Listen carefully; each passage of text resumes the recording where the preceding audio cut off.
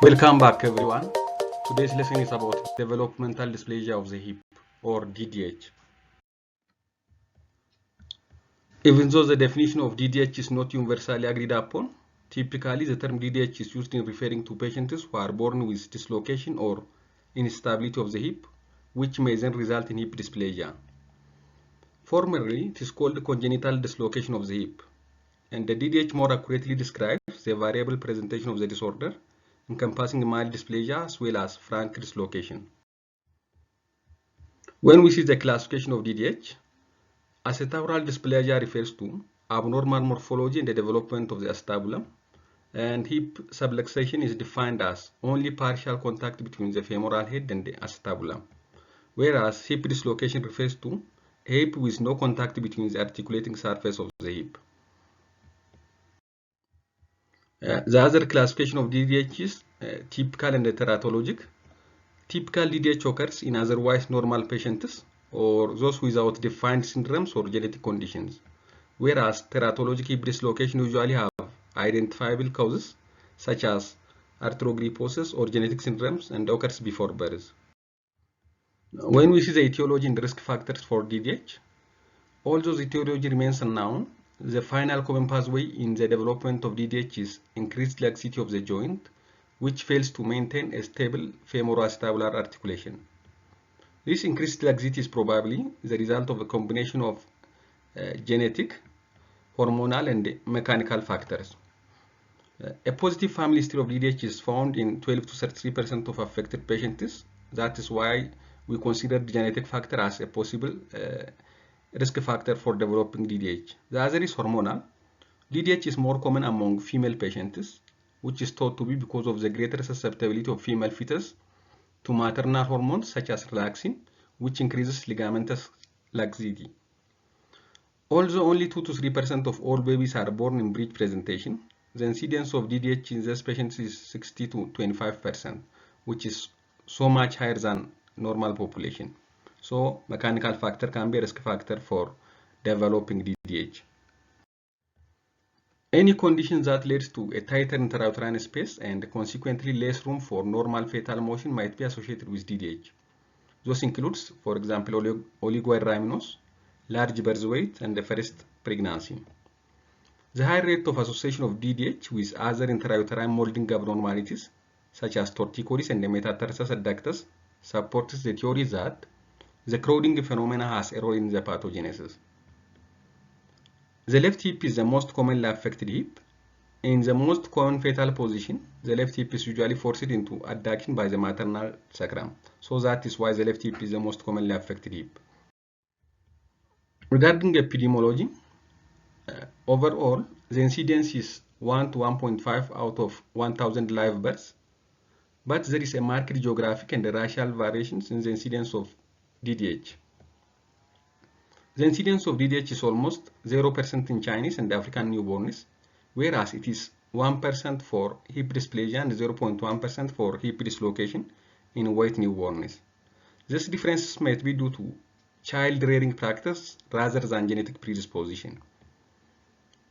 When we see child rearing practice, African and Asian caregivers have traditionally carried their babies against their bodies in a shawl so that a child's hips are flexed, abducted, and free to move. And this keeps the hips in the optimal position for stability and for dynamic molding of the developing acetabulum by the cartilaginous femoral head. Whereas children in Native Americans and Eastern Europeans have historically been swaddled in confining clothes that bring their hips into extension. This position increases the tension of the psoas muscle tendon, and it might predispose the hips to displace and eventually dislocate laterally and superiorly. When we see the pathology and the anatomy of the DDH, in DDH, several secondary anatomic changes can prevent reduction. The first one is both the fatty tissue in the depth of the socket, which is called pulvinar, and the ligamentum teres can hypertrophy. This causes blockage of reduction of the femoral head. The other is the transverse acetabular ligament usually thickens, which effectively narrows the opening of the acetabulum. And also, the shortened iliopsoas tendon becomes taut across the front of the hip, creating an hourglass shape to the hip capsule. This limits access to the acetabulum.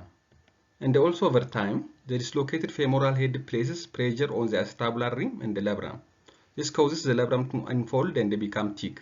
So this is the overall pathogenesis that predisposes for the development of DDH and unable to reduce them. When we see the clinical findings of DDH, it is dependent on the age of the child at presentation. If we found the child during the neonatal period, most of them are asymptomatic and they must be screened for by specific maneuvers. Those include Barlow test, and this Barlow test assesses the potential for dislocation of an initially non-displaced hip, and in this case, the examiner adducts the flexed hip and gently pushes the thigh posteriorly, and in a positive test, the hip is felt to slide out of the acetabulum, as you see on the image. Whereas the second one is the ortholine test. This is the reverse of the Barlow test, and in this case, the examiner grasps the child's thigh, lifts the greater trochanter while simultaneously abducting the hip. And when the test is positive, the femoral head will slip into the socket. A hip click is a high-pitched sensation or sound felt at the very end of abduction during testing for DDH with Barlow and ortholine maneuvers. During infancy, as the baby enters the second and the third months of life, the soft tissue begins to tighten and the ortholine and the Barlow tests are no longer reliable. In this age, we must look for other specific physical findings, including limited hip abduction, apparent shortening of the thigh, proximal location of the greater trochanter, asymmetry of the gluteal or thigh folds, and positioning of the hip. And the limitation of abduction is the most reliable signs of dislocated hip in this age group.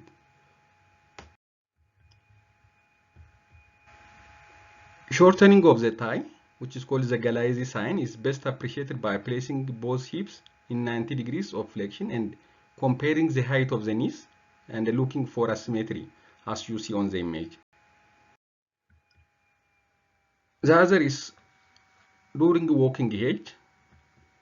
The walking child often comes to us after the family has noticed a limp, a waddling gait, or leg discrepancy.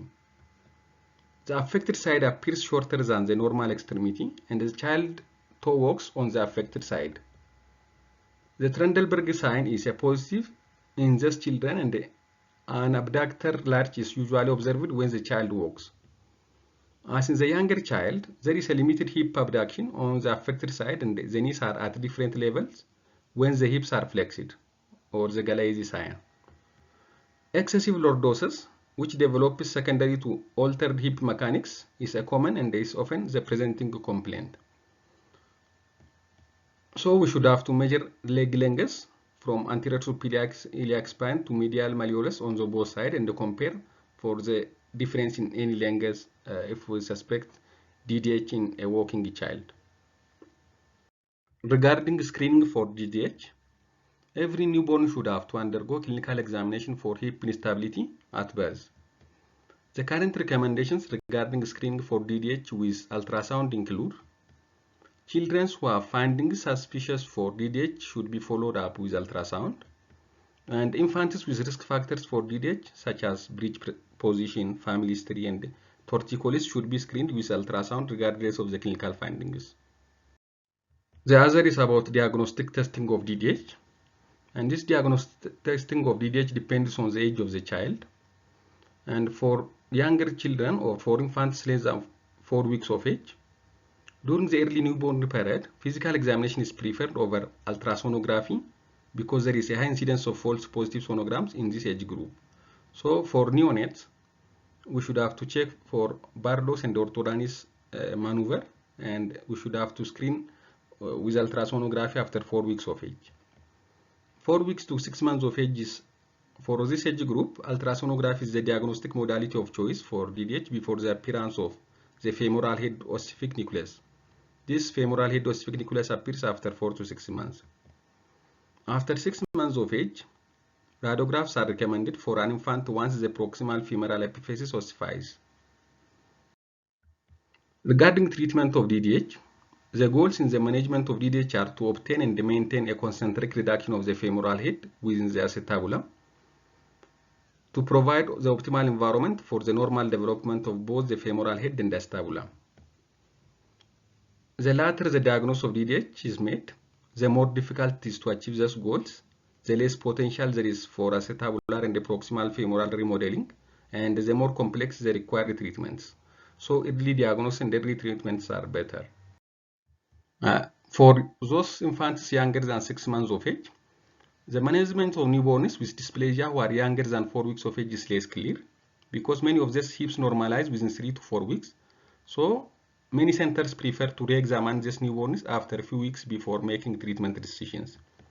And if it persists at 4 weeks, those should be treated with a pelvic harness. As you see on the image, pelvic harness causes shoulder to strap, chest strap, adduction strap, and abduction strap, and also leg strap. So if the signs and symptoms of developmental dysplasia of the hip, such as ortolani and Barlow's maneuvers, are positive at the 4 weeks of age, the infant should have to be treated with pelvic harness. By maintaining the ortolani positive hip in a pelvic harness on a full-time basis for 6 weeks, hip instability resolves in approximately 75% of cases. After 6 months of age, the failure rate for the pelvic harness is greater than 50% because it is difficult to maintain the increasingly active and crawling child in the harness. If follow-up examination and ultrasonography do not demonstrate concentric reduction of the hip after 3 to 4 weeks of pelvic harness, the harness should be abandoned because continued use of the harness beyond this period in a persistently dislocated hip can cause pelvic harness disease or wearing away of the posterior aspect of the acetabulum, which can make the ultimate reduction less stable.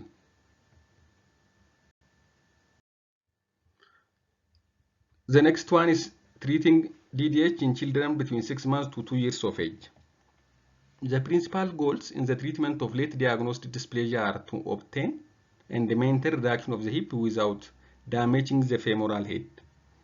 For this age group, closed reductions are performed in the operation room under general anesthesia.